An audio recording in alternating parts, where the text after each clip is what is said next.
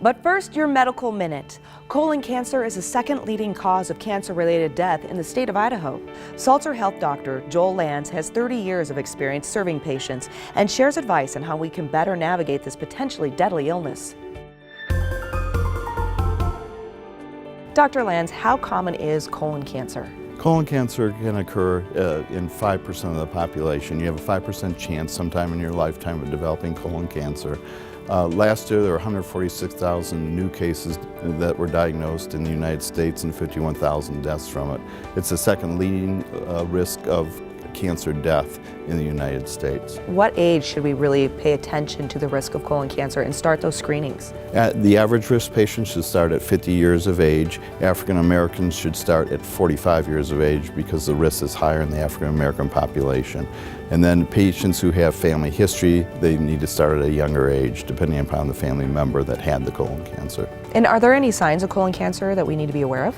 No, colon cancer starts out as a polyp, which is a warty growth off the lining of the colon. And there are certain polyps that won't turn into cancer. There are polyps called adenomatous polyps that have the potential for turning into cancer. That occurs 25% of the time in patients after the age of 50. Early cancers have no signs or symptoms. That's why we want to start screening early. If an advanced cancer occurs, then the signs and symptoms could be weight loss, change in bowel habits, abdominal pain can occur.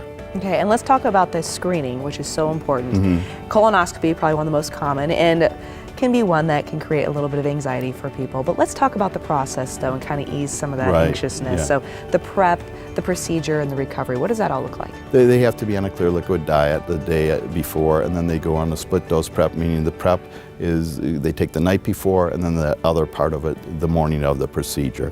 And then they come in, we take an intake history and physical on them, then go ahead and put an IV into them, and then they come back to the endoscopy lab where we sedate them, very comfortable, and basically we do the colonoscopy, they wake up and don't even know what happened.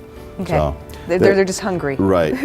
So the anxiety, I think, among patients is having the procedure, which if a board-certified gastroenterologist is doing it that's very experienced, there's very little risk to the procedure itself. Okay, very safe and very simple and very important that you get it done. Correct. Okay, where can people go for more information? Salterhealth.com. Excellent, thank you so much. Thank you.